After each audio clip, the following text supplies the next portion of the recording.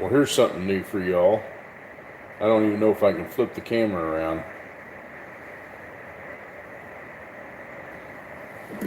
That thing's a little dirty too.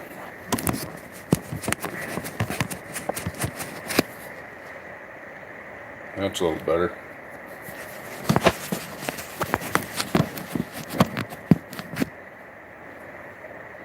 Ha! So I figured out how to make that work.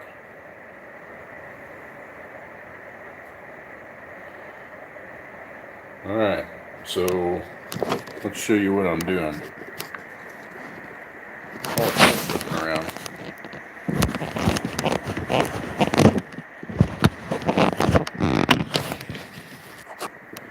So don't mind the dirty stove. It's time to clean it again.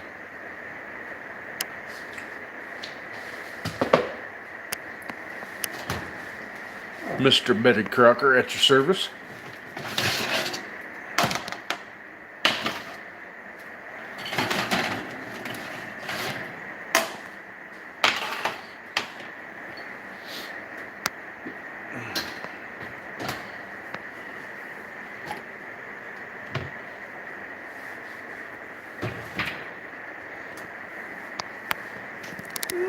Wee, too bad we didn't get smell-o-vision.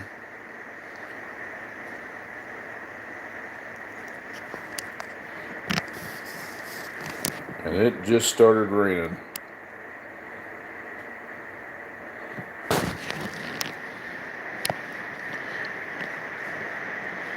This is about an every night thing.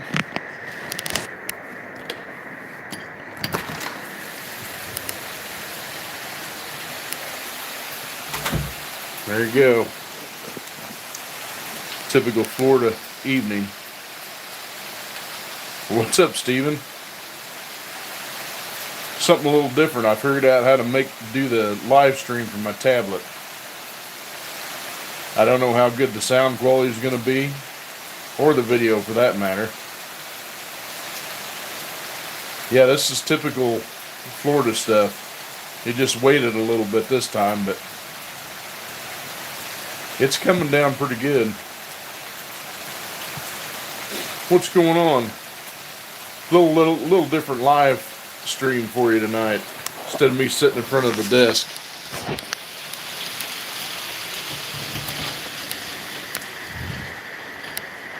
There's my pooper. That's my buddy. That's Buster. And that one there is Sugar. Bailey's in the bedroom. She somehow got the bedroom. There you go, Steven. There's a close-up of Foxy. Now she's the one that wants to bite you.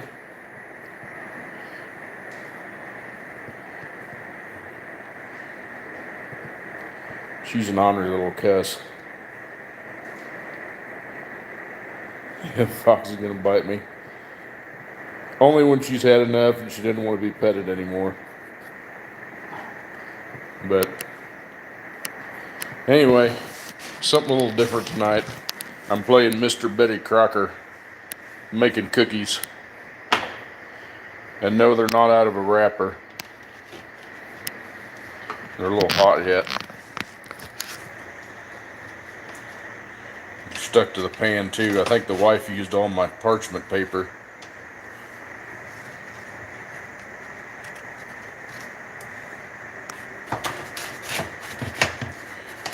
Too bad there's not smell-o-vision on the camera.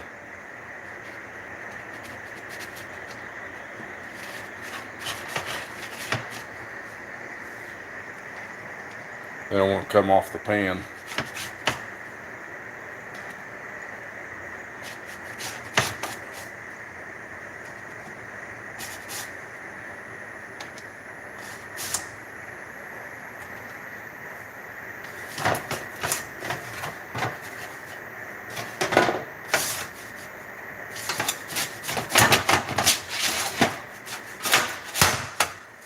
Kind of hard to do this one-handed.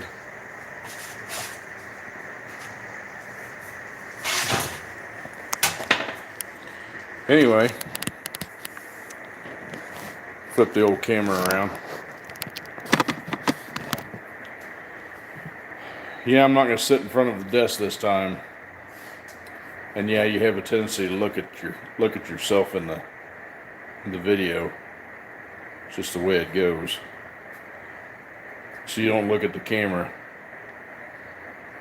Well, this one's a hell of a lot clearer. It really shows how ugly I am. Anyway. So yeah, we had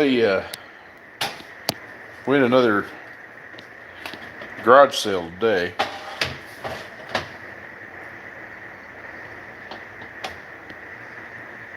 Yeah, I'll give you a little place. Yeah, the counter's a mess. I've been making cookies, like I said.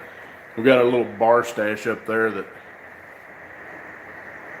are adult beverages, some sports memorabilia that we're big Royals fans.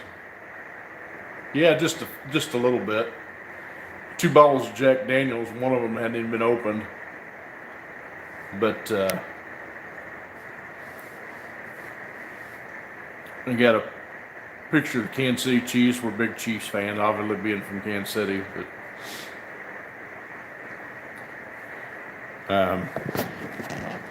our kitchen table, and an empty bottle of brandy. Yeah, but I think there's brandy in it still. You just can't see it. Yeah, there it is. See, it's still got brandy in it. My wife drinks the brandy come Christmas season. Eggnog and brandy. But there's my desk I usually sit at. Like I said, it's a little different situation. And of course the cats are crashed. No, those not tile. That's just cheap linoleum. These are, and there's one of the other cats. They're just linoleum.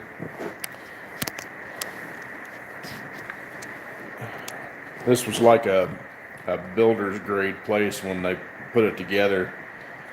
So a lot of stuff was duplicated.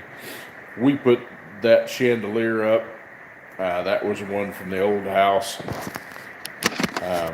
Neither one of us liked what was up there. In fact, I think it just had a can light. Kind of like, if I can get it to go there. That one right there. This house had a whole bunch of these stupid boob lights, and I can't stand them. Just makes it look cheap. That one, if I can get my finger where I need it to go, it's kind of weird looking at the background. There we go. That light there was already then, was here when we bought the place. So little by little we do some improvements as we can afford it. But I'm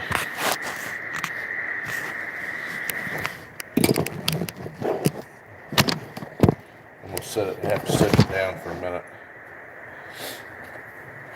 Get these cookies off my pan.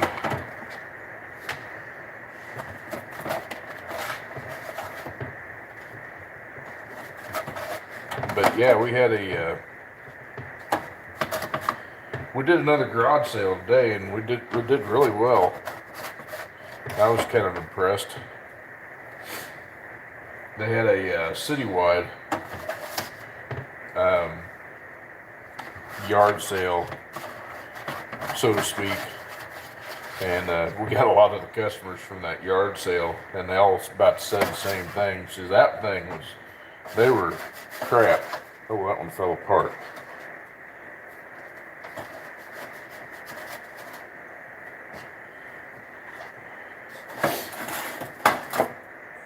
So you guys get to see a side of me you don't normally see. I don't know if that's good or bad,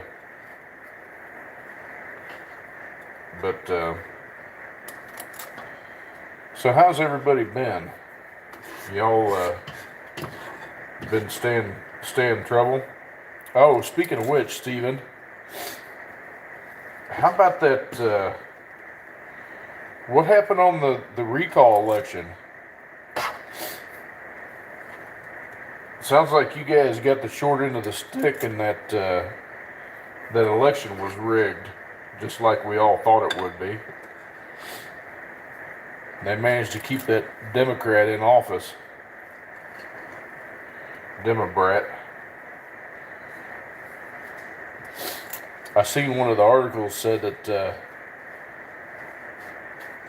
well, the Californians got exactly what they deserved.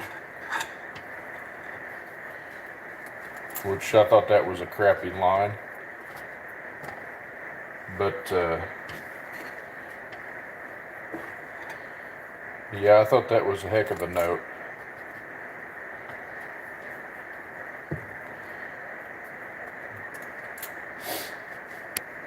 You know, if this stuff keeps going on, we don't stand a chance on ever getting that away from this administration we got. I'm just going to say, I got to quit talking this political stuff because it just gets you mad.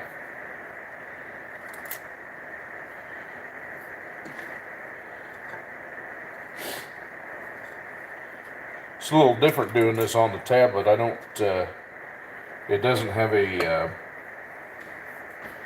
live, well, it does, I mean, but it doesn't have a live screen for the comments, so I don't know if you guys are saying anything or not. I'm just not seeing them.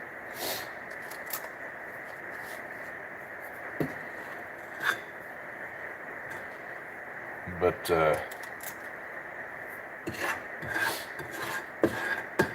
I sure appreciate you stopping in. I know I've been lax getting videos out. I've just been so stupid busy. And I'm going to tell you the truth, guys. I'm torn on whether or not I want to leave. You know, I told you last week that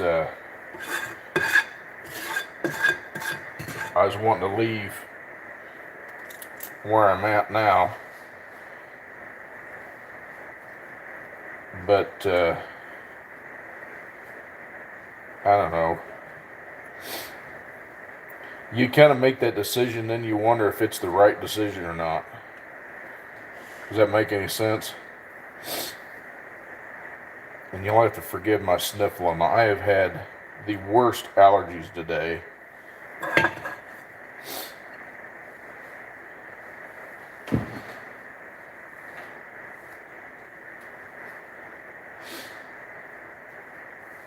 So I've been fighting my nose all day.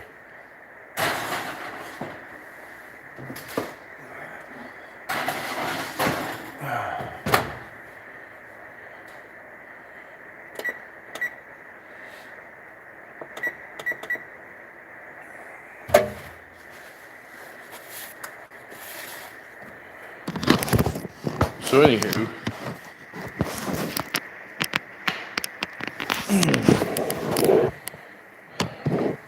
so how about you all? What y'all been up to? Anything good? Foxy, you gonna come over and say hi? Well, this camera on this thing is a heck of a lot better than the one that's on that monitor. Oh, sorry, interference. Yeah, what are you doing? I know, right? You get a close-up of my cat. Pardon my interference.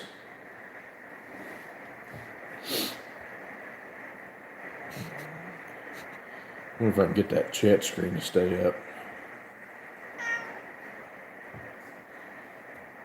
Apparently not.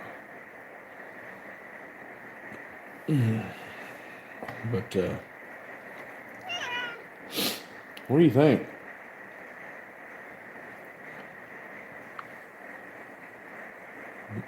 I know. Well, see, now the chat shows up. It wasn't showing up a minute ago. Okay, now I see the messages come up. Central air and heat, yes, does have central air and heat. Did you hear Newsom won? Yeah, yeah, that's what I was getting at.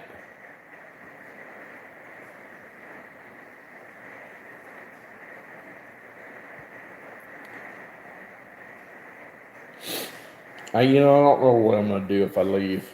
Um, Man, what is that spot? It's got to be on the camera lens.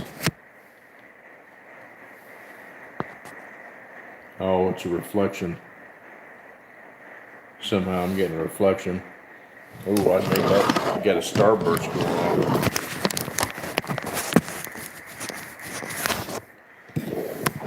on. There we go.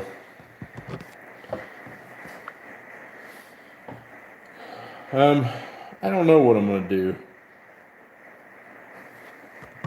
Black widows, no. Don't see a lot of black widows. We do get a bunch of orb weavers. Are these big old flipping spiders? I mean, and they make some big webs. Lots of spiders. Get a few small scorpions.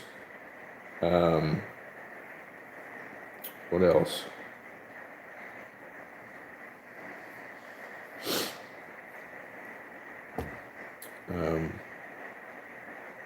I haven't seen hardly any snakes since I've been down here. The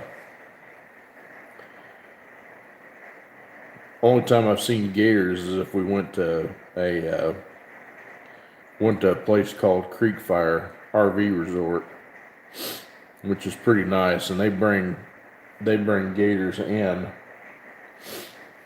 to kind of swim around their lake, and they're kind of small. They're not big gators by any means. They get to a certain size and they pull them out.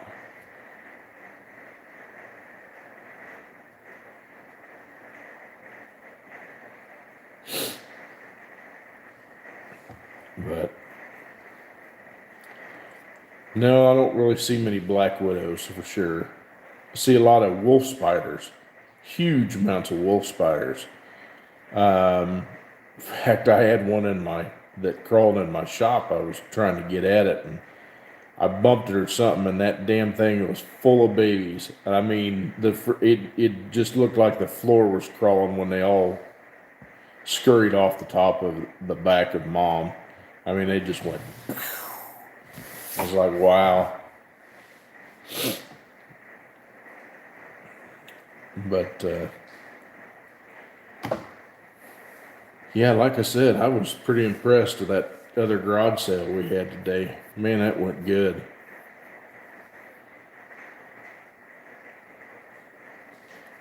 Little by little, we'll start. Foxy, leave that alone. I'm gonna kick your butt.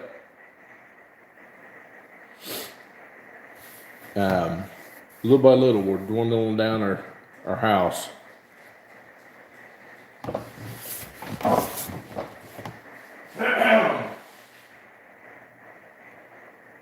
On your ass?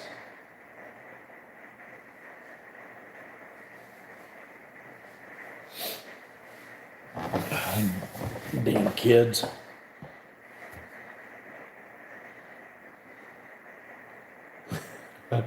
No, I don't usually work on the commode. Usually I take care and drop the kids off at the Super Bowl.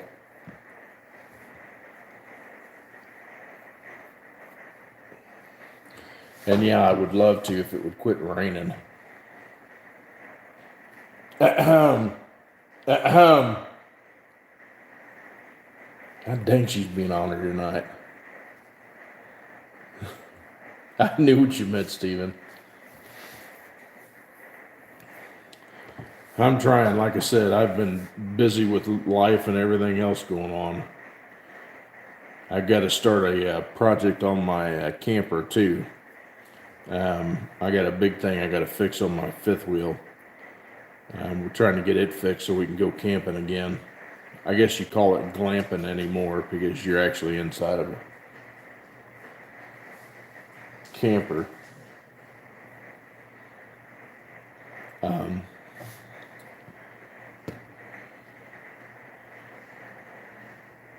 What's up, Bullish Brian?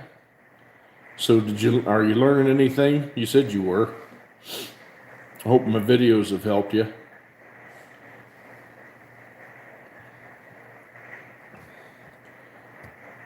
I think nonetheless, if I don't get to actually work on the Camaro, I'm going to get out there and I'm going to start building Scarlett's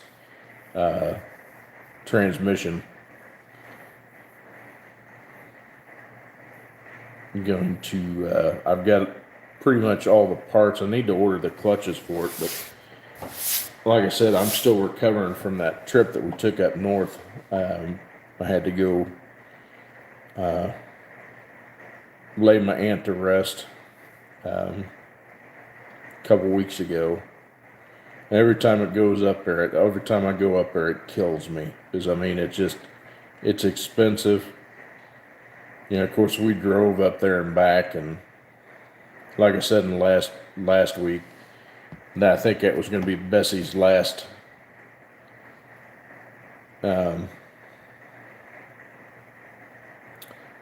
trip. And Brian, there is a 4L80 video in there too. There's a couple of them, so I mean they might help you. Yeah, Steven, I'm gonna try to get with him probably next week. We haven't been able to make times meet to work out right and kind of set a tentative date.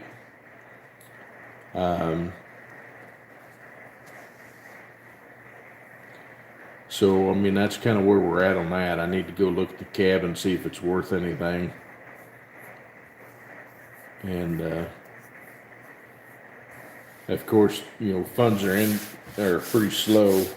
I've been using the funds that I earn from YouTube, which, believe me, ain't much. And so I have to wait. You have to meet a certain threshold before they'll actually give you any revenue from the videos you produce. And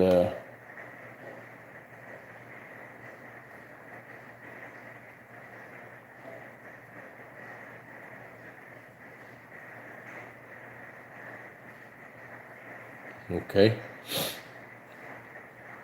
And so right now it's about every other month that I get anything from YouTube, and that's about all the funds that I got to work with right now. So, and I'm still trying to get my other computer done.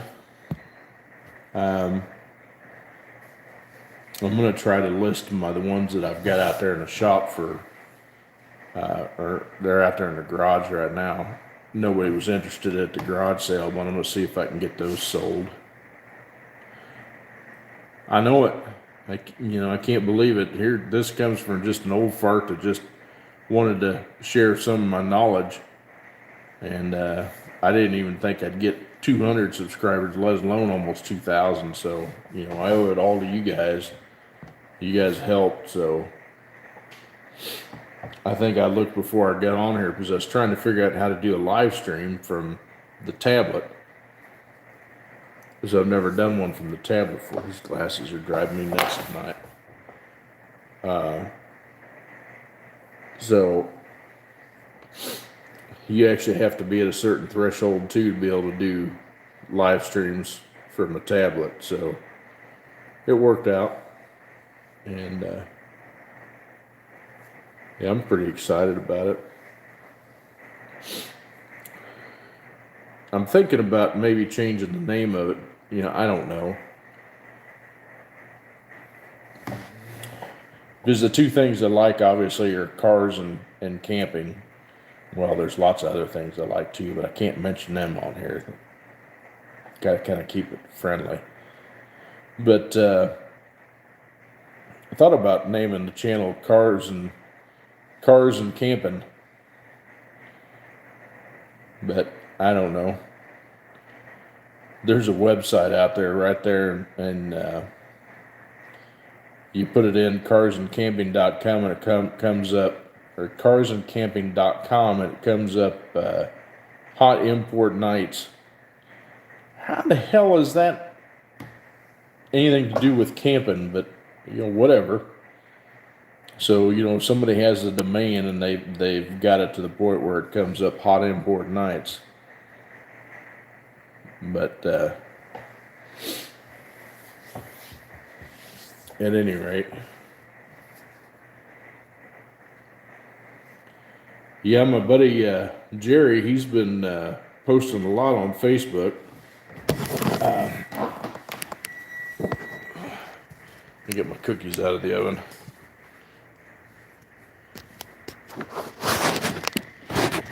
Fucking mat.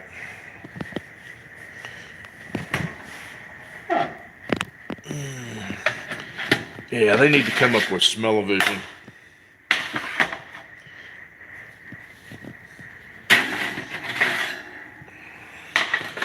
For sure.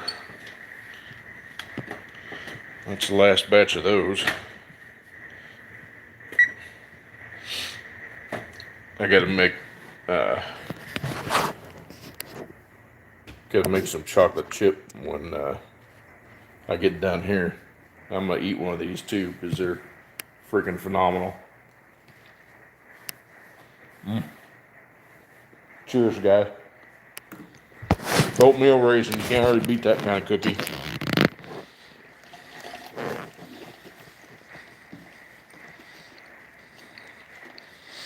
I put a little more nutmeg in them this time.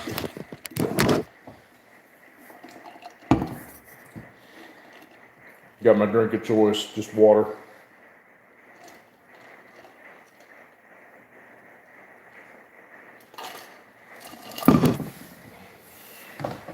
Anyway. Well, thanks, brother. Yes, they are oatmeal. Hey, Josh, what's going on? Haven't heard anything out of you in a while. I know you've been busy, though.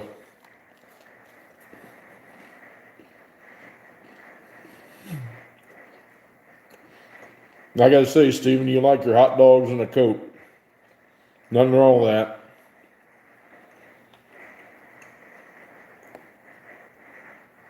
I'm a sucker for a good cookie. Yeah, I love an oatmeal raisin, but they gotta be fresh. Have you ever had the ones, if you ever had the ones at Subway? Holy crap, those things have got some sugar in them. I don't put that much sugar in these, and they're just, because you get enough of that from the raisins. But man, are they good.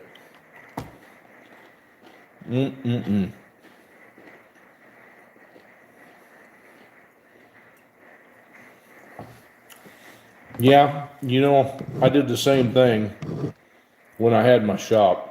I started my shop when I was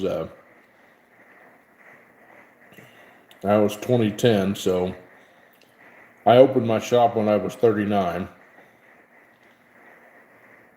And I didn't have near this much gray hair when I was 39.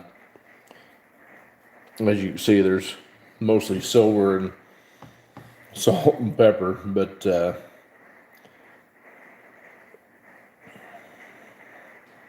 nice. Same year as what I've got.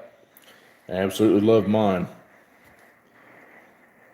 Absolutely love it.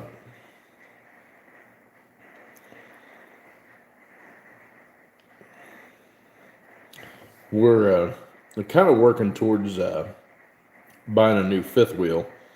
Well, my wife actually wants a driver. She wants a Class C or something like that. And they make a medium duty Kodiak. Is it Kodiak or is it Top Kick? It's Kodiak. GMC is a Top Kick. But anyway, you can get those with an 8100 in it, or you can get one with a Duramax. I'm going to tell you guys, as many problems I see with the Duramaxes, not all of them are like that, but I know that one of the diesel guys, well, the diesel guy that we got to work with, he is super freaking smart. He's really good at them. And I'd honestly be afraid to get one of the Duramaxes. I'm afraid that, one of the something major would happen with it, and you'd end up having to replace the fuel system because holy crap, that stuff's expensive. I'm going to tell you, with my 8.1 that I've got in my truck, I've had very little to do with it. It's been relatively maintenance free. But I do like the Kodiaks. And if I was going to buy a C-Class motorhome, I would probably buy one with a Duramax in it, just because they've got a lot better torque output, which if you're towing something, you want the torque.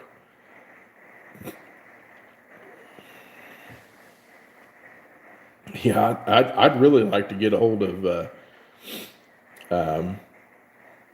Raynor or Raylor Performance. Anyway, they make a 540 kit for those. My God, a torque monster. Yeah, Raylor, one of the two. But they've got a good set of aluminum heads. They've got crank kits for them. Because the problems with that the 8.1s had is the bottom ends of them are kind of fragile. I'm not meaning the block or the crank or the block or anything like that. The block is stout, but it's the crank that's the crank and the pistons are kind of fragile on those. I know guys that if they don't catch it quick enough and run them too lean, they'll blow a hole in a piston. Of course, you'll do that on just about any of them, but the big blocks have got so much torque on them that it can happen just lickety split. But I would love to put one of their either that or get a Dart block, because Dart's making a block, or World Products is making a replacement block for it now. And get one in stock bore, but just put a forged rotating assembly, a good 4340 crank in it, a good set of H-beam rods, and a good set of forged pistons in it. Make the bottom end stout, and then slap a stupid charger on top of it, and you'd have all the pulling power you'd ever need. Of course, you'd probably want to put one of those Titan gas tanks in it that holds a little more than 26 gallon. Well, at least that's what mine holds, because it's a short bed. If you got a long bed, you got a 34 gallon.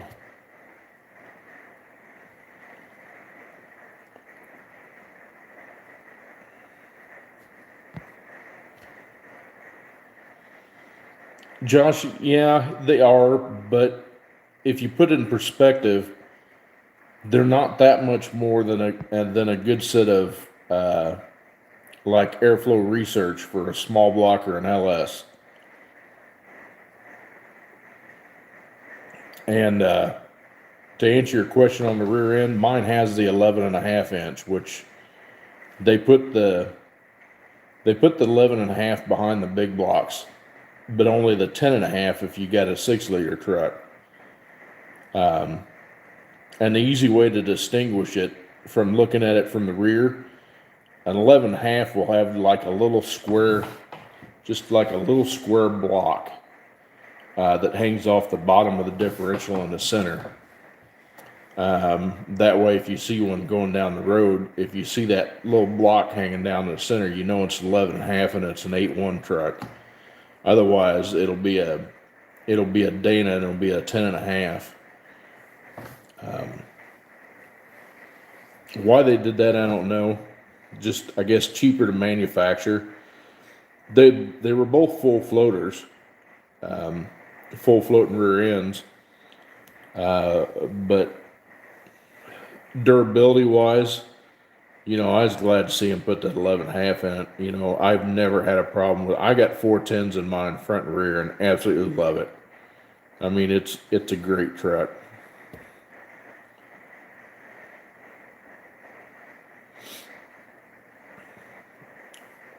Yeah, in fact, Josh, there's a video out there of me servicing it. I mean, you can see the underside. Of course, I got one on there where I fixed the transfer case too, and it's still going strong.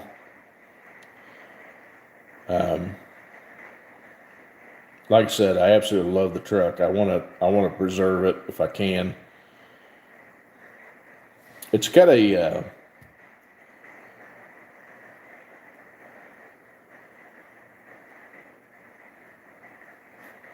Leave with the situation. I don't know. Yeah, and that's kind of I mean that's kind of where I'm at with it too, because I'm not sure that it's the right decision to leave. I mean, there's tons of jobs out there. I mean, I've looked at a bunch of it. I've thought about if I do leave, maybe I can do a remote warranty administrator or claims adjuster. For like an aftermarket warranty company.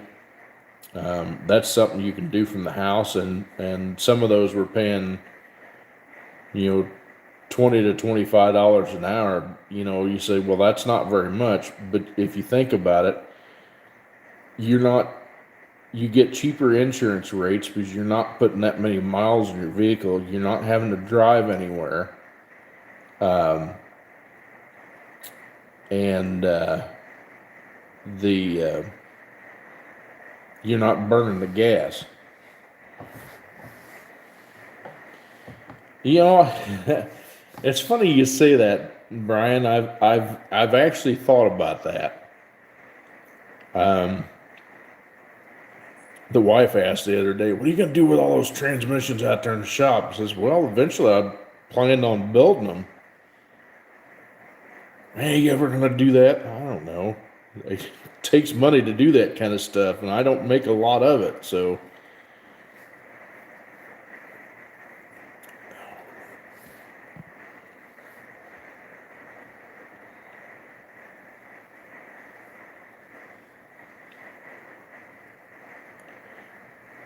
Brian, I do have a couple of 4L80s in the shop. In fact, I got the one that I built for Eric that I had to go back and repair. I've got the I've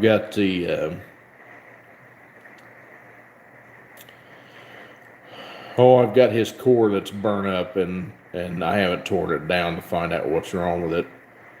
But I'm to the point where if I tear them down, I want to get them put back together and sold. Well, I appreciate that, Josh. Um, but it's one of those deals where I really don't want to. I don't. The reason why I had to close down my other shop is the fact that it was absolutely killing me, both mentally and physically, because I put everything I had into it, and unfortunately that ended up being putting the wife on the back burner. Um, that was hard to recover from. I mean, we've done pretty good, and I've recovered from it, but it was taking a toll on me, really, physically and everything else because of the stress. Because I cared so much about my customers and making sure it was right and trying to get things done, and you know, I'm kind of glad it happened the way it did, just because of what's happened here, in the past couple of years with this so-called whatchamacallit, and I'm not going to go into it because I don't want to pick up on it, but you know what I mean. I'm glad it happened the way it did, so I didn't have to deal with that, because it probably would have put me out of business anyway. Just because you couldn't keep up with everything, and even though it would have been considered an essential business, they wouldn't have. I wouldn't have had enough customer. I wouldn't have had enough customers coming in to get their stuff fixed because everybody had been quarantined. And I mean, you got to have something to work on to bring income in to be able to pay your bills. That's just like, what they don't understand about all these people staying home and they getting these checks from the government. When that runs out, and how are the tenants are gonna pay these landlords when the landlord, that's their source of income, is their tenants. And if the tenants can't pay their rent, how are they gonna survive? And but then they had that no eviction thing. And I know this. Long story short, it would have hurt me, And the things that have happened here recently just reassures me the fact that there is a higher power, and that He's watching out for us in His own way. I'm not gonna lie, I wish He would do something with those clowns that are trying to run our country. But everything is planned,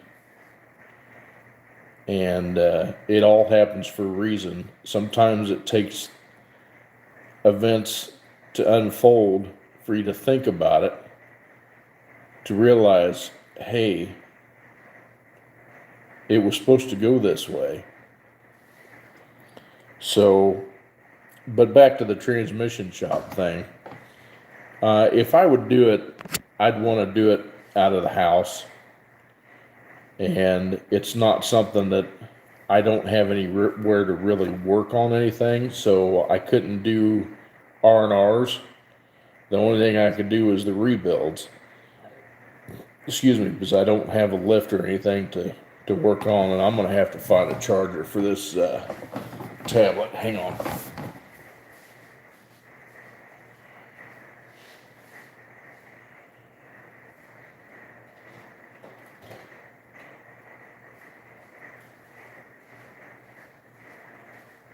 Boy, this cord ain't very dang long.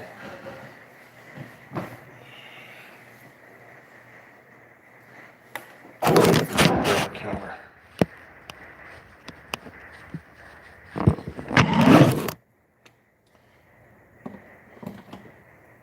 Kind of one of them brainiac moments. Didn't really think about using the tablet and the battery going dead on it. There we go. Woo! That was close too. It was only like it was at like 17%.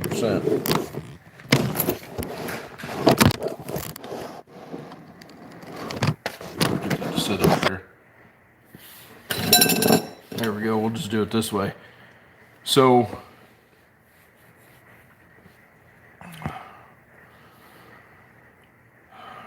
it's just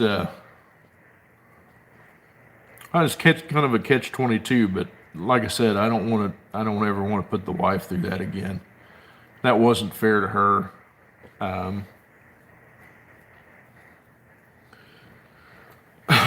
I knew it was taking a toll on me, but I didn't realize how bad it was actually doing. Let me shut that light off so it doesn't blind you. There you go. So, like I said, I would do it out of the house, but right now it's just time. Between my commute to and from work is probably about an hour and a half round trip, because I have to drive to the city. But that's an advantage of living out where I do. It's out in the country, and we got some land and that kind of stuff. But the problem is you got to drive to a lot of the jobs that you would do. So,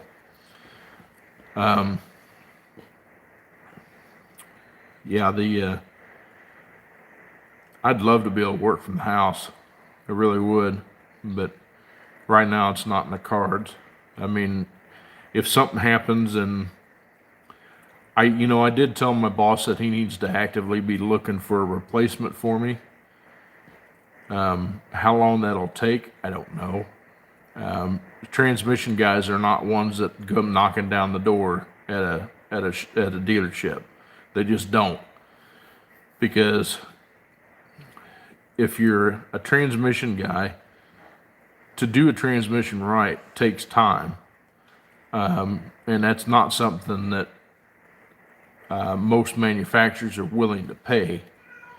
They say that you can do something in a certain amount of time, but they don't take into account for When you've got one that has a converter failure, and like on a 6L80, if a converter fails and it starts doing catastrophic damage to it, well, you got to clean all that damage out of the case before you put it to get back together. You're just asking to see that thing again because it failed, because you didn't clean all the crap out of it. You got to clean the crap out of it.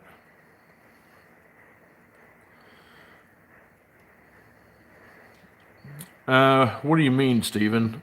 What do you mean by how's my boss feel about it?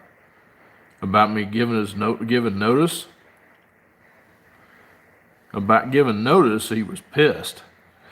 Saying, yeah, he was pretty pissed.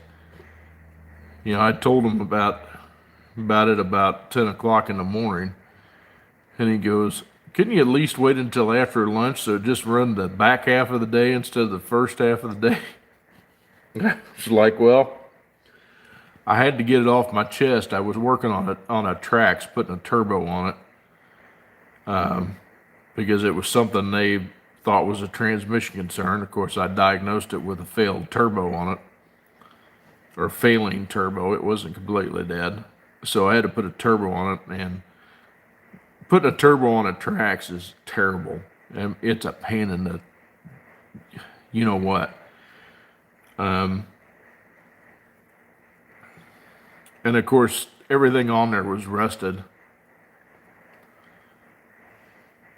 Well, that's the whole thing, Stephen. I went back and talked to him Wednesday about it, and I was like, look, I told him, I says, and this is going to sound strange, but maybe it won't. I'm on a guarantee, which basically means they guarantee me a certain amount of pay on my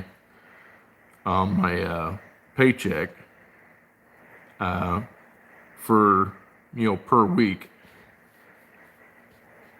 and they give a like a base rate, but it seems like no matter what I do and how I did it, I could never beat that guarantee to actually get to the real money making. I mean, yeah, it's nice to be able to come to work knowing that you at least got a certain amount of pay, but it sure would be nice to earn the hours versus somebody just handing it to me, if that makes any sense. I don't like taking handouts. I'd like to earn my living. That's the way I've always been. My dad always told me, he says, you're going to be hit with all sorts of obstacles and everything else just because of your size and everything, and the way you are. It says, but the only thing you can do is just work hard, do your best at it, and,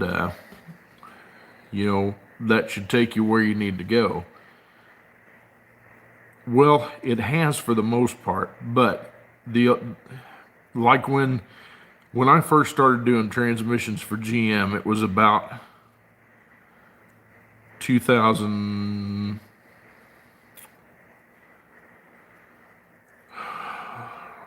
It would have been like 2003, 2004, something like that.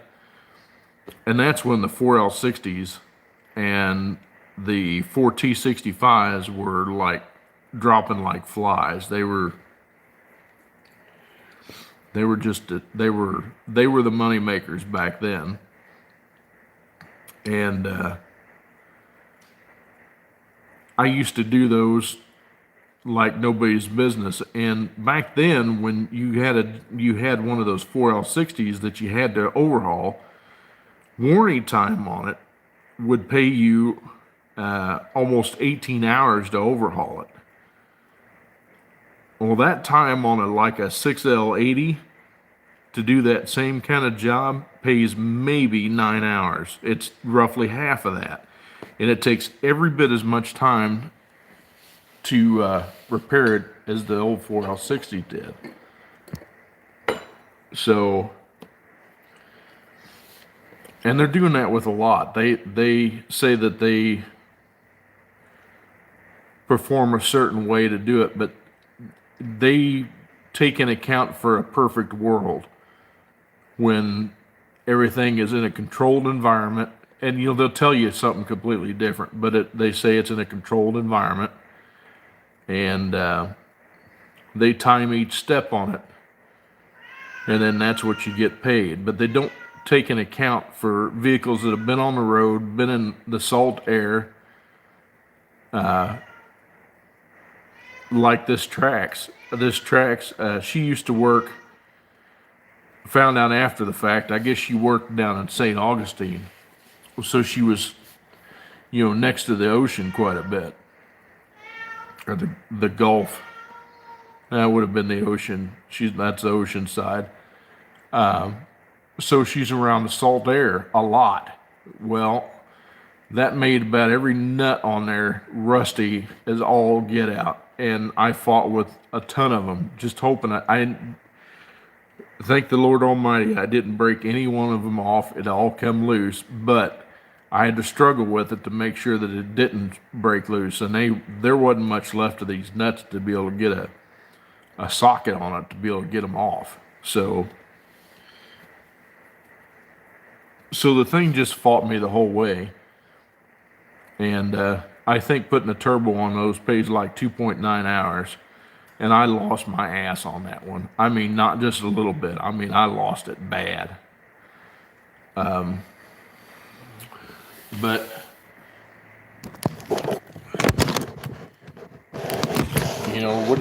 what do you do? I mean, you grit it and bear it. But I mean, it's to some point you got to say, hey, look, taking the guarantee was the intent on being able to beat that guarantee, and when you can't beat the guarantee, it frustrates you. And I had a Chevrolet Cruze that I did here week before. But anyway, it ate my lunch, just because the repair that GM told you to do to it didn't work like it was supposed to work. So I ended up having to take that transmission in and out of the car twice to make the same repair, and it was frustrating. And I knew I wasn't going to get paid for it, and I still haven't got paid for the whole thing. I got paid to do one repair on it, but it actually had 3, so I only got paid half the job. So that's what I'm saying.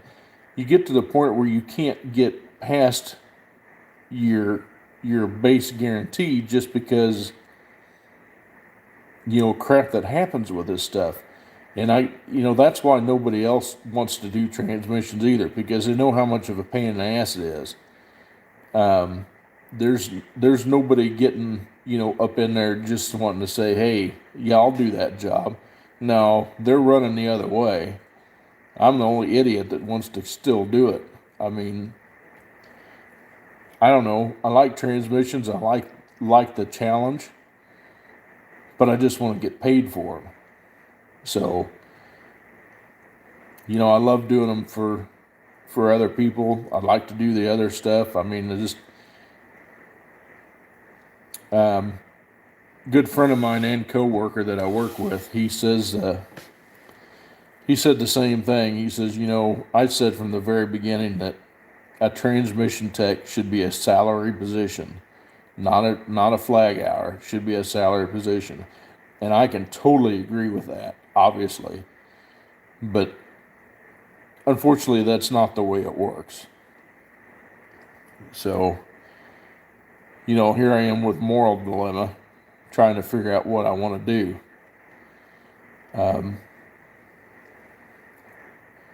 As much as I want to leave, I don't think it's a good idea.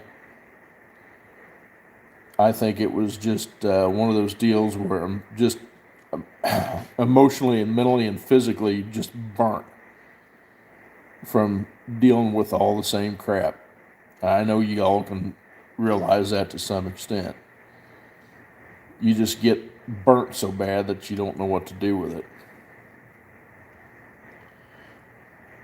Sometimes leaving it is not the right answer, and maybe I've come to that conclusion that it may not be the right answer.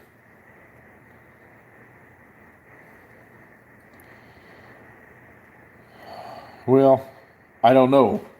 Depends on what these shoulders do. Um, Too many years of doing stupid crap with my shoulders, and yeah, Josh, I get that. The grass isn't always greener on the other side. Um, I've been told that many times before. It's kind of like, that's a good policy to have if you're a guy and you're thinking that cute brunette or cute blonde that go by, boy, I'd like to get to know her and stuff like that. But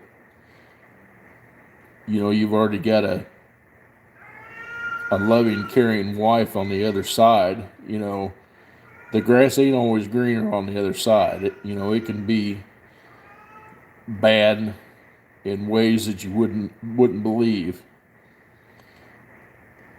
Um, I've never done it. I don't ever plan on doing it. Because I don't know of any woman that can put up with me as well as my wife does. That's for damn sure. Um,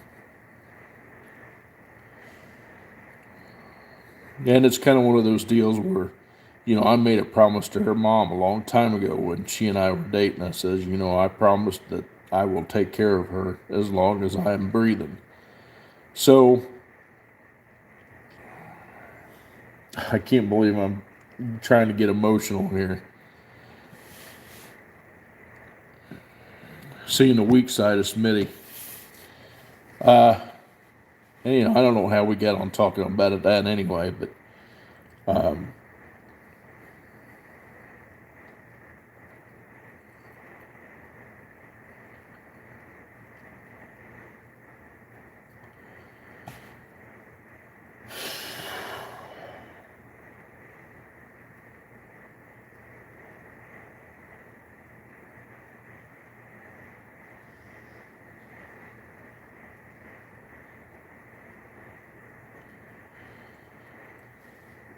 I guess all you want to do is you want to do the right thing.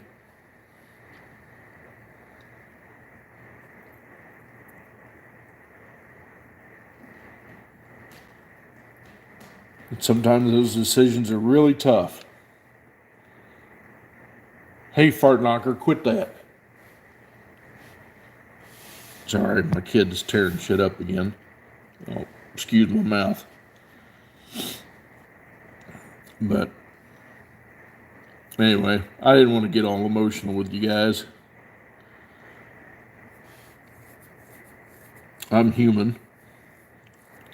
Believe it or not, I'm not a machine. I'm not a T-1000 Terminator. Although, that would be pretty damn cool if you were. Be a Terminator. I'll be back.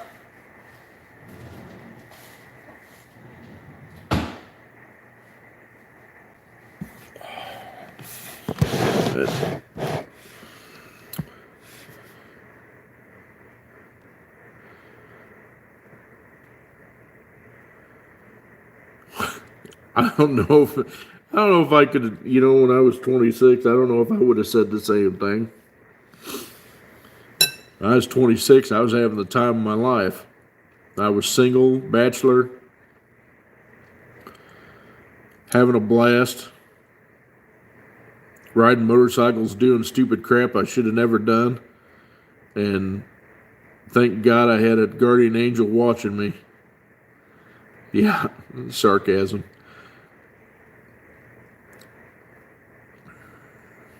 Man, 26.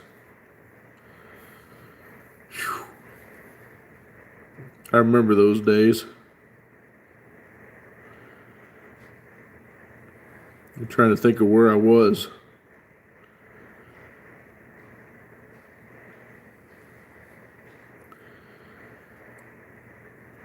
26.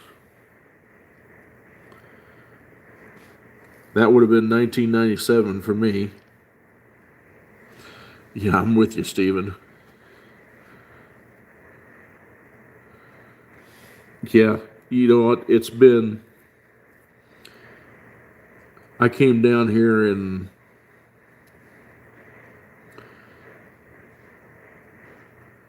I guess it was 17 when I came down here. And I worked for Gatorland Toyota for about 6 months right in service. Liked the job. The pay was absolutely miserable. And I said I had to go back turning wrenches, so I went down the street to the Chevrolet store, and I've been there ever since. But yeah, time flies when you're having fun, I guess. You know, I guess that was the other thing. I'm trying to get to the point where I can replace the fifth wheel we got. I've been looking at some really nice ones. I don't know why we don't have the money for it, but it's cool to look. And holy crap, they got some nice fifth wheels. But I'm looking at these new ones too. I went to this place because I wanted to check to see what they, just out of curiosity, what they charged to fix this area around my pin box. It came loose, and well, the water actually got down in there and rotted a piece of wood. Yeah, they are. Rotted a piece of wood around the that holds this. They call it Luan, which is like colored like 16th inch. God dang, what am I thinking? Plywood. Anyway, and it just from driving down the wood and down the road, and the wind hitting it, it pulled it out and ripped it, and it's all hanging down. But anyway, I need to repair it. And I checked on this guy. I went to this RV1 Superstore, which is on my way home, and talked to them, and he gave me a phone number from a guy that's doing an independent, and hell, he's going to charge like $600 to fix that. And I guarantee they're probably in $30 and $30 or $40 in parts, maybe.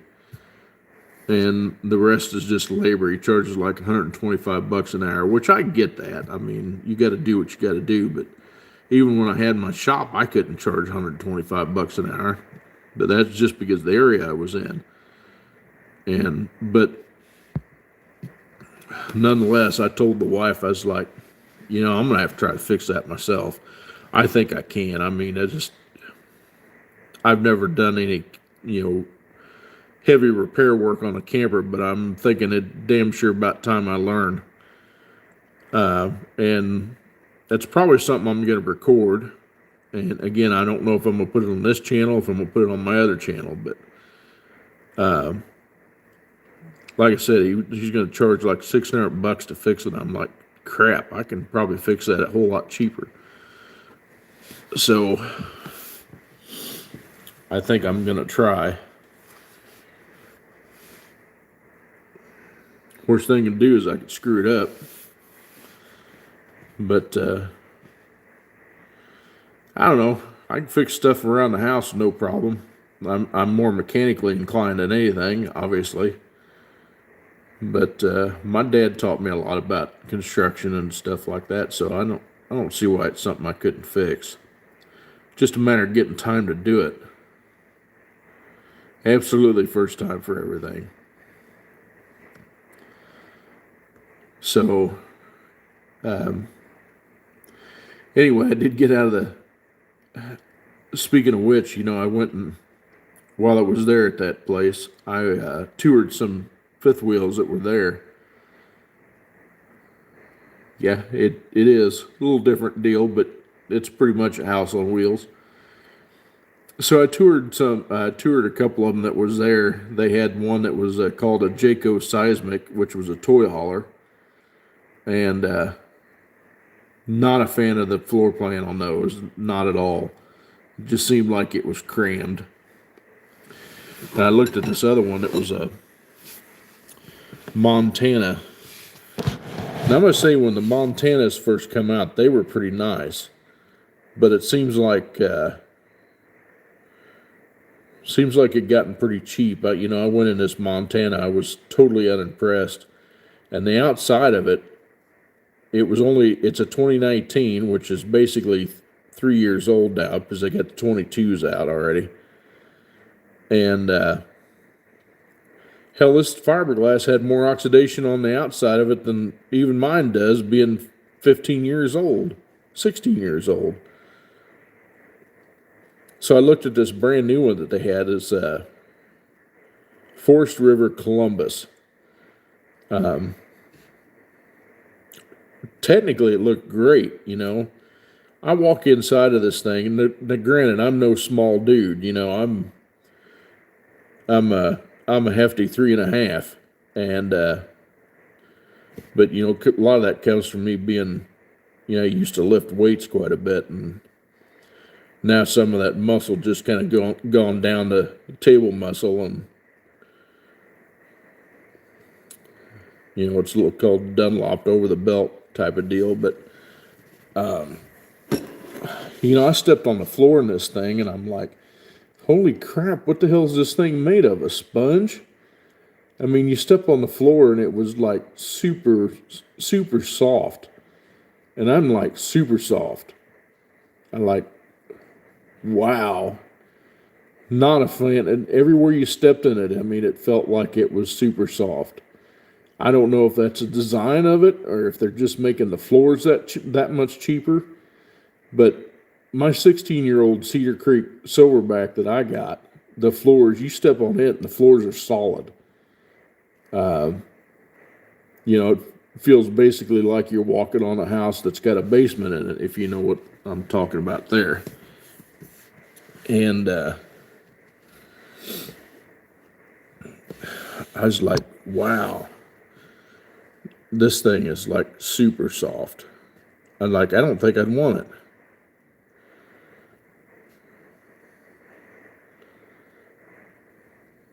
Yeah.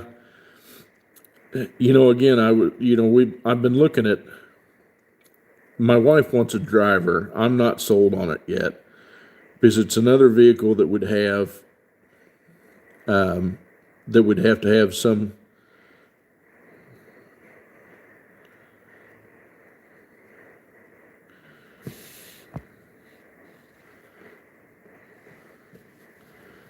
Oh, wow. That's crazy.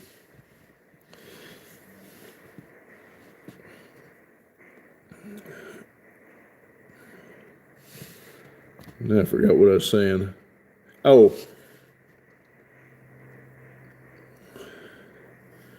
Get a hole in my yard, dear Liza, get a hole in my yard.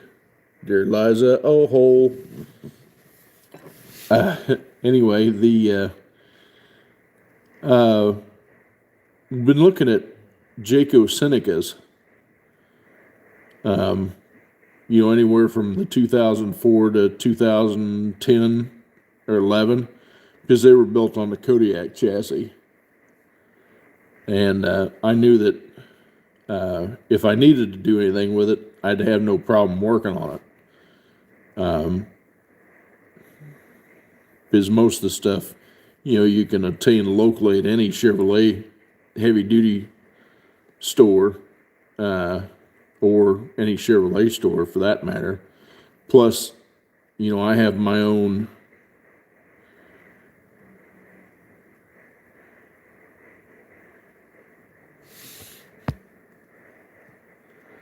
Can you name one thing that makes better today than they did 15 or 20 years ago? No, I really can't, to be honest with you. They built everything better back then. But again, I've got my own MDI2, which is our scanner for scanning the car. So, I could use that, and, you can buy a subscription to tech link and all that other stuff to be able to have the scanner. Or if you got a good boss that at a former GM dealer that leaves you on the books, then you can still use that and still clock in. But I've been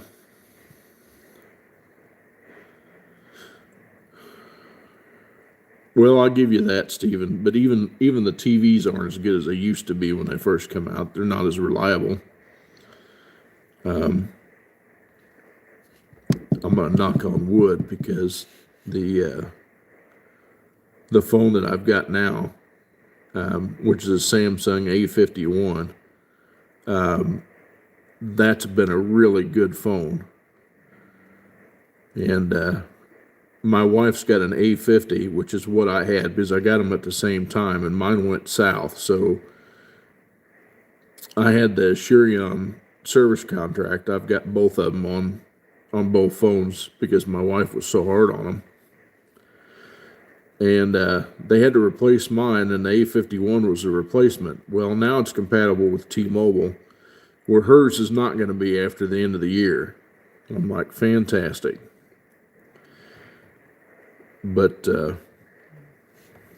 anyway, the wife really wanted a camper that she can drive, and I figured she could drive a Kodiak without much problem, because she absolutely will not pull the fifth wheel with my pickup, which I don't understand that. But if she's not comfortable with it, I wouldn't make her do it. But she's worried that I'm gonna croak, which anything can happen. We don't know when our expiration date is, if you will. That's not something that we're privileged to know, which I don't need to know. Am I worried about if I go? No. I mean, I know that she's going to be taken care of, and I have faith in my maker, so I'm not worried about it. But at any rate, she has this obsession that I'm going to go sometime soon. I'm thinking, do you know something I don't? Joking around with her. But, it doesn't make any sense to me to buy another driver when I got a perfectly capable truck, that can pull what I need to pull. So, why not just get another fifth wheel? And, chances are we're still going to have Rosario by the time I want to retire anyway, at least from turning wrenches permanently, which I thought was going to be sooner than later, but, things may have changed. So, of course, I may not be able to do another fifth wheel, so I may just fix up the one I got, which won't take much.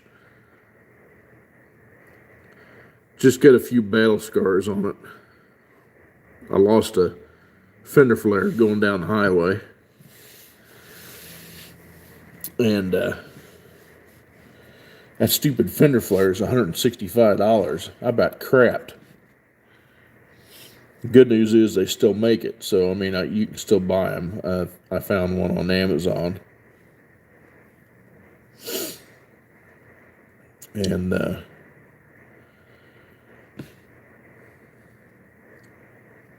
I need a shroud for my AC. Stephen, they just had them put on there with self-tapping screws, and over the years of just driving it, and the panel kind of flops around anyway, because it's on a loose piece of sheet metal there on the bottom, or aluminum, whatever you want to call it.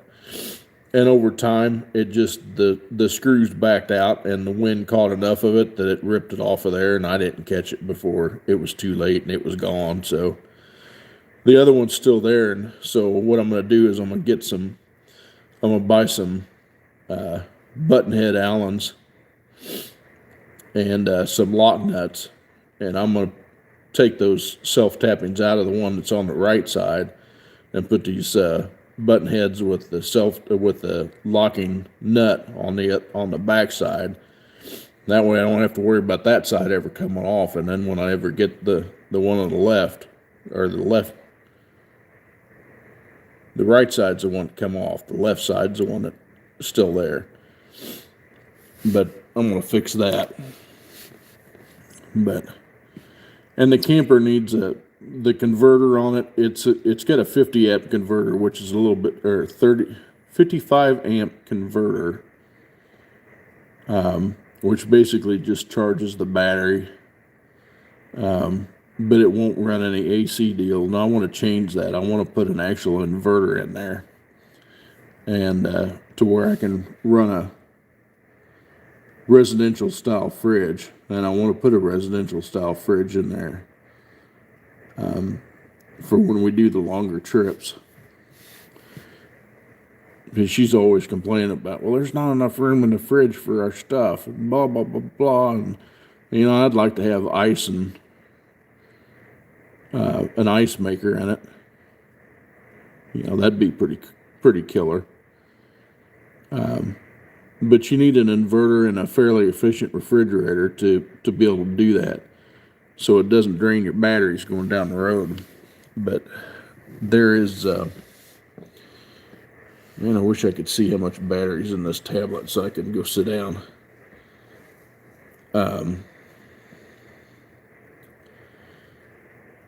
You know what I can do? I can go over.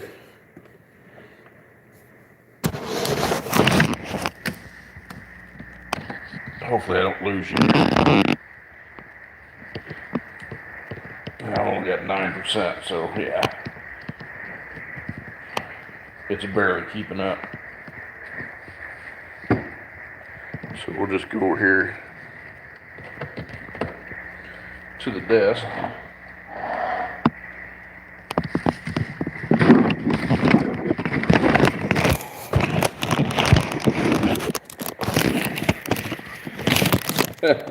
This is kind of hokey, but man, that camera's a whole lot clearer, that's for sure.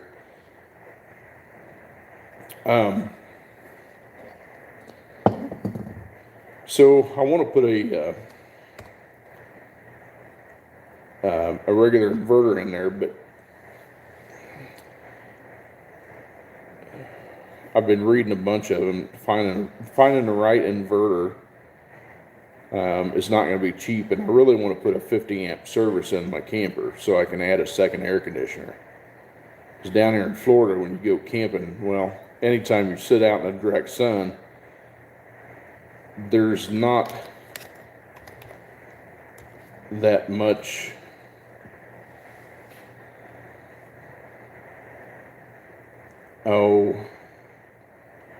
the thing's insulated, but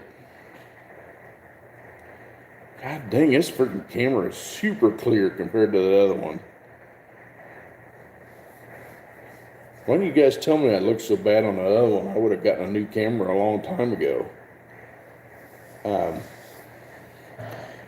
Anyway, I want to get an inverter that will run the fridge while I'm going down the road. And I've been doing some research and watching some other campers.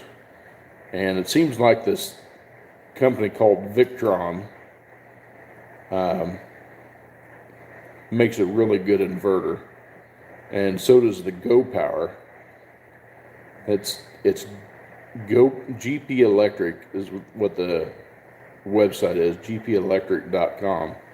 But they make a good inverter, a 3,000 watt inverter charger that will charge batteries, and it'll do lithium, it'll do AGM, and it'll do conventional. But from what everybody's been saying is that on the lithium ones, you can run them almost completely flat and they'll come back, where you can't do that less than 50% on a regular battery, which it's Ohm's law. If you figure out how many watts the device consumes will tell you how long you can run, how many watts or amps that'll pull for, so much time. And so you got to rate your batteries accordingly to where it won't run your batteries completely flat. But what this Victron deal is pretty cool. It's actually got a Bluetooth deal that will you can look at on your phone, and all the devices that you have connected will communicate with each other. So they actually make a charge controller now that will take the power from your vehicle, and you can actually charge the batteries off the vehicle while you're going down the road. And I was getting there, Steven. You beat me to it. Solar is a big thing anymore, but the solar packages are kind of expensive. So I'm thinking about doing it in phases. Because again, if you get it like a Go Power inverter, they're $1,400. They're not cheap. I can get a replacement converter for about $400, but again, you can't run any AC stuff off of it. What I want to do is I want to be able to run the AC stuff like the refrigerator. Basically, if I get a residential refrigerator, it has to have AC current to operate, and you need that for going down the road. Which is actually safer, because right now I've been running propane on the refrigerator, and because the 12 volt doesn't exactly keep up. It'll maintain, but it won't actually get cold. So usually you have to run the propane, and that's kind of dangerous.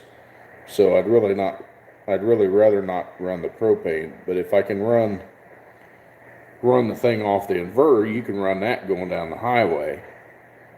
And the Victron actually has a separate module that you can get that will allow you to take the current from your input on your round 7 way. It actually has a 12 volt input for your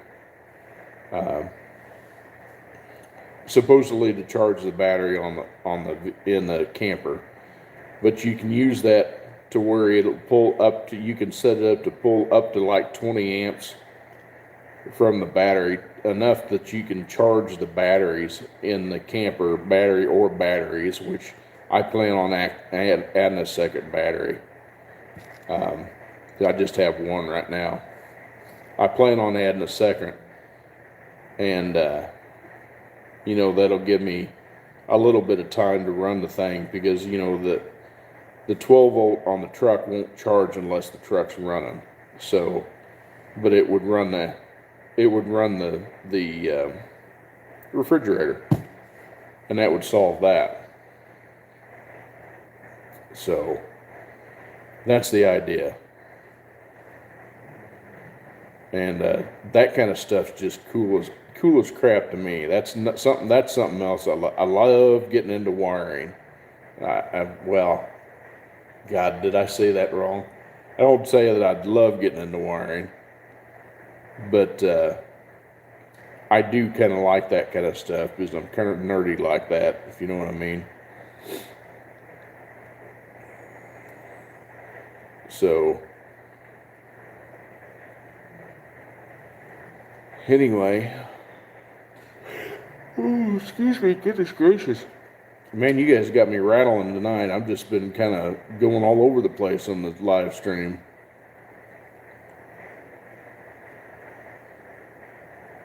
It's about the only thing I've had to put out there right now. Like I said, I've been so stupid busy. I still want to go work on the cars, man. And it has been so wet down here this year.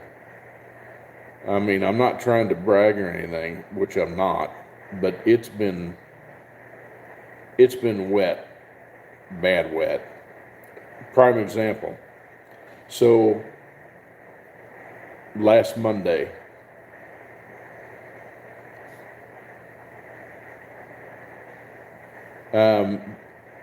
Stephen, there's one in there. There's one loaded. I just haven't had time to get it done. But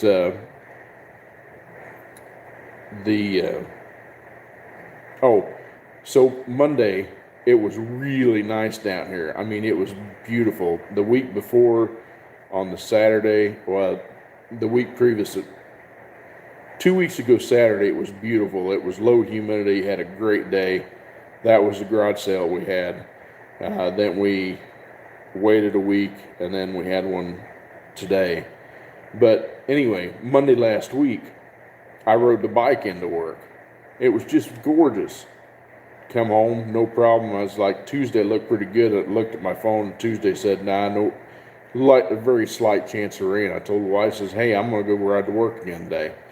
Said, save some gas money. So I hopped on and rode to work. Lo and behold, I get ready to leave, and it started raining. I was like, well, this doesn't look like it's going to last very long. So I pulled in the wash bay and I waited. And no, it did not rain during our garage sale today. This just started here. I think it started clouding up about when we closed up, about 3:30, and then it never did anything until just now. But so anyway, I was like, cool, let's slow down. So I took off, and about the time I got to the showroom, it started letting loose. So I pulled up over the overhangs to see if this would pass. Man, it just flipping just kept raining and raining and raining. So I am not riding home in the rain. I just don't care to get wet. I mean, I'll do it, but I hate riding in the rain because you can't see a damn thing, and you just get soaked. You know, I don't have a full dresser, so there's not much protection for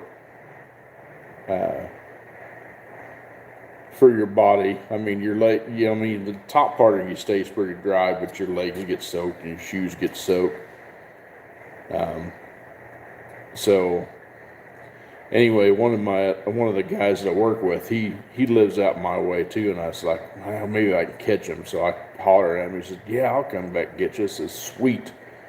So I rolled the bike in the shop. Well, anyway, the bike's been at the shop all week. Because every afternoon when I get ready to come home, it looks like it's going to dump. And I was like, you know what? I'm just going to leave it there because we got a garage sale coming up anyway. So let's just leave it there, and then if we get a decent weather, I'll take it home. So that's what I did. So it's been up at the shop all week. Which worked out because it wasn't in the way when we did the garage sale. So nothing wrong with that. So it worked out. I even put some tools in the garage sale to see if I could sell some tools. Nobody wanted the tools. I had one guy buy a freaking one of my orbital sanders that I had. Well, it was a sheet sander. And I just rarely use the thing anymore. And plus I have a orbital one that was my dad's, and I've got all sorts of sanding discs for it, so I just kept it. So my dad, God bless him, he had about every flipping tool you could ever want.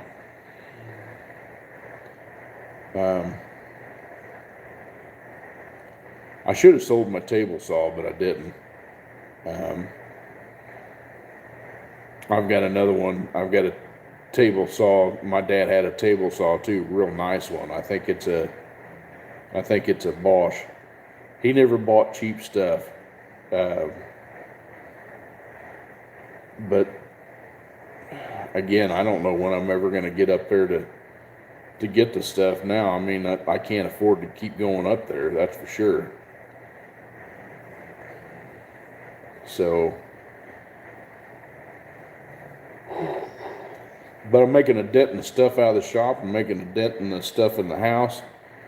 shoot, we get rid of some of that. I think I got my garage fridge sold. We had this older gal come in today. Look, that was so funny. She goes, I guess her friends or sisters with her or something like that, and they asked if the fridge was for sale. Says, yeah, I saw my garage fridge. Sell it $50. She goes, I'll buy it. Oh, okay. And her sister goes, what the hell are you going to do with that? I said, I'm going to put it on the back porch where it belongs. Oh, I just laughed.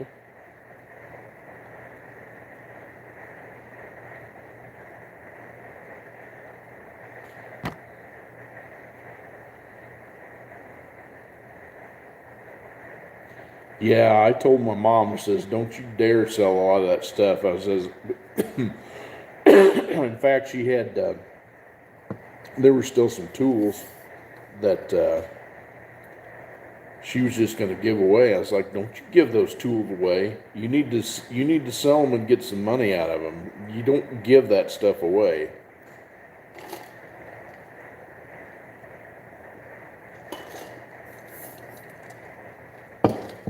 I got a lot of his tools that he had, a lot of power tools, a lot of cordless stuff, which I absolutely love. But he's got this DeWalt hammer drill that he bought. And I tell you, it's old enough that it's still got the 18-volt big pack on it, which now they've gone to the 20-volt sliding pack. And I can't use it because I couldn't get a battery to charge. But he had another one. He's got a circular saw that was also the 18-volt, and it worked. So now between the two of them, I can use the hammer drill or that cordless circular saw, which the cordless circular saw works great. But some of the stuff I opened up, and it's not got a speck of dirt on it. You've never used it. I'm like, are you kidding me? I mean, this is awesome. And he's got a bunch of staplers and nail guns. Had a bunch of brad nailers, 18 gauge, trim nailers. I was like, man, I could use that stuff. And he's got a ripper saw.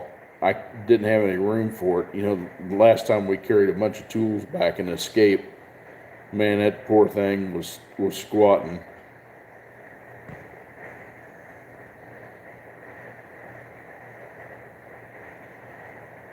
I have not. In fact, I'm not sure where it's at right now, to be honest with you. It's, I think it's in the, one of the tool bags, but I'm not for sure.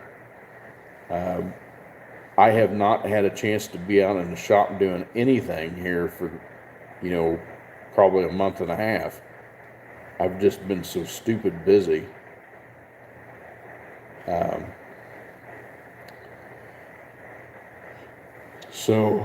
And then I get to the point where I try to plan something to do, and then the wife has something else for me to do. So I quit planning things because she's always got something lined up for me to do.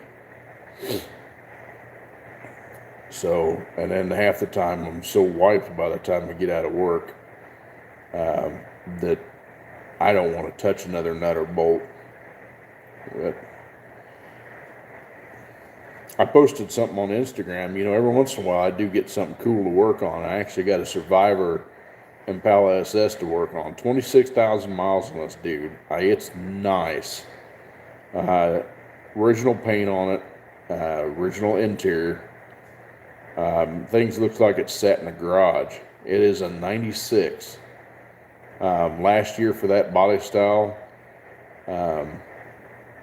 Last year for that car.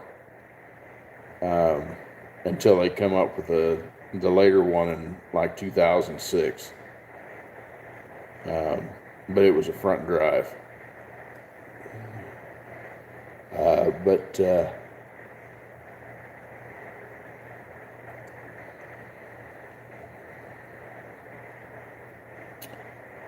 Yeah, it's kind of like what is it, the Mercury Monterey? Is that right? No, that's not right.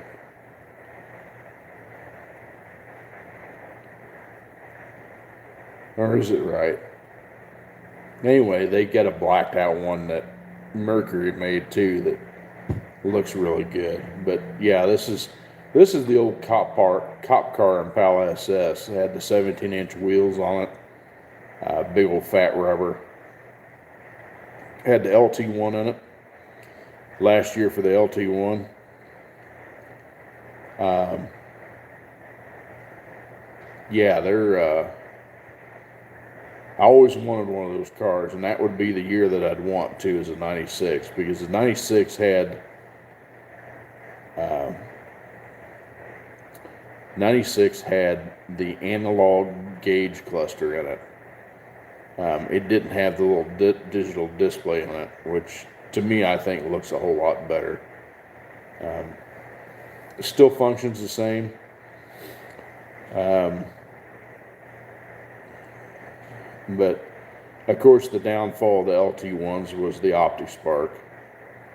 Um, but this guy brought it in because it was check engine light was on. And PO300 in it, which is a cylinder engine misfire. I look it up and it's got tons of misfires on number 5 cylinder. Now this thing cranks over smooth, but it's got an extended crank on it. So I doubt he's got a compression issue. But I did sell him a set of injectors, believe it or not, because of the ethanol fuel. I sold him a set of injectors. Somebody had been chasing this before, and they put plugs and wires on it, and they put aftermarket stuff on it. And I'm not a fan of aftermarket plugs and wires on an LT1. I'm just not. If you get aftermarket wires, you need to get a good set of aftermarket wires. You need to put them in the retainers. These are just a universal set, and all the plug wires laying on the frame and arcing.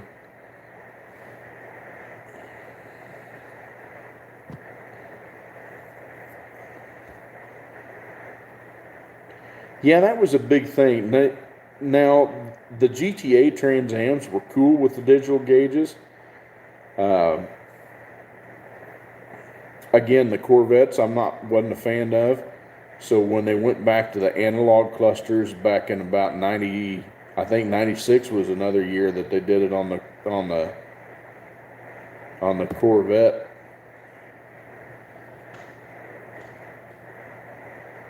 Yeah, in fact, we just had a 96 Corvette in there too the last year before they changed the body style.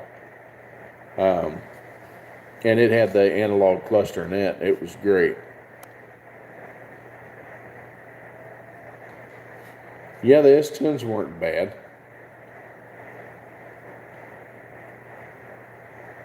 But like I said, the GTAs, man, that was a rare option if you got one of them with a digital cluster in it.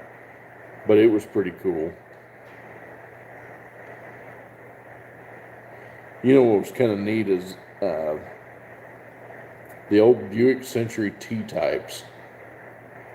They had a 3.3 liter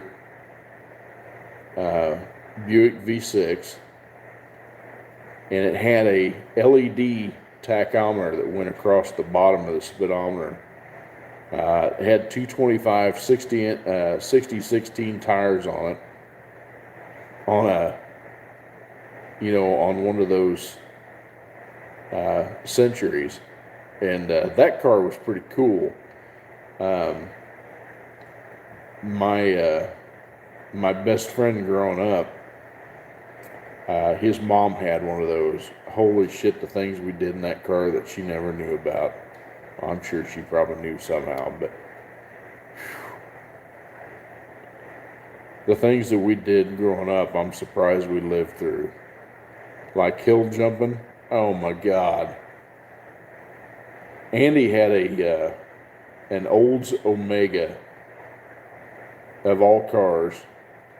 Olds Omega. It was a gray 2-door with a Iron Duke in a 2.5 liter. And holy crap, We used to load it up with 4 of us in that car, and we used to go hill jumping in that thing. All the stupidity that we did. Oh, it was bad. Like I said, I think we had the good Lord's angel as a co-pilot, because I mean, some of the stuff we did, we probably never should have lived through. But we made it. We're still here.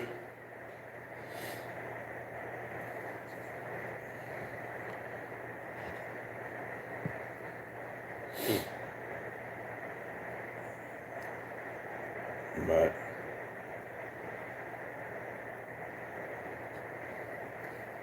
anyway, well, I think I'm gonna call it a night.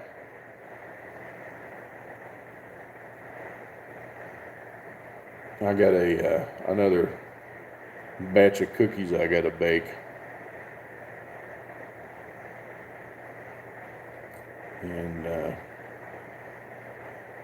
so the wife has something to eat on.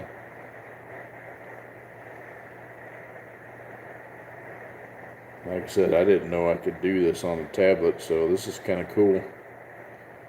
Maybe if I get good enough reception out of the phone, I can do it from the shop, or do this from the shop. Maybe I'll have good enough reception on a tablet, I can do it that way. That'd be alright. You guys could probably enjoy that. Do a live stream from my shop. And I apparently need to get a new camera. Yeah, I must be boring you, huh, Josh? Nobody never said it was all roses and everything else. I'm getting old. You puppy, come on now. This coming from a 26-year-old, I'm getting old. Crack me up. All right, fellas. I'm gonna call it a night. I sure appreciate you guys coming in. Ooh, I got to work the next 2 weekends, Josh, so I know how you feel. I traded with a guy because he needed the Saturday off, so I got to work the next 2, which sucks, but it is what it is. But anyway, y'all take care of yourself. Take care of each other. God bless you. And God bless America. We will see you next week. Later on, y'all. Thanks for coming. If I can figure out how to exit out of this. Oh, probably got to push this X up here in the corner. All right, y'all. See you later.